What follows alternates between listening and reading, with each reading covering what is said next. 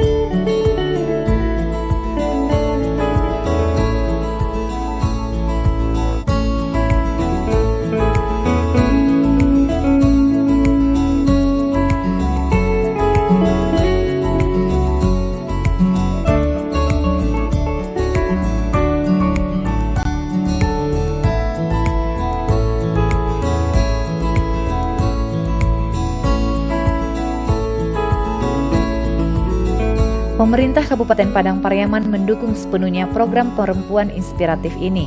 Melalui Dinas Sosial Pemberdayaan Perempuan dan Perlindungan Anak telah melaksanakan program perempuan inspiratif ini yang sebentar lagi akan mengikuti perlombaan di tingkat provinsi. Ibu Leni adalah perwakilan dari Padang Pariaman untuk mengikuti kompetensi wanita inspiratif Sumatera Barat.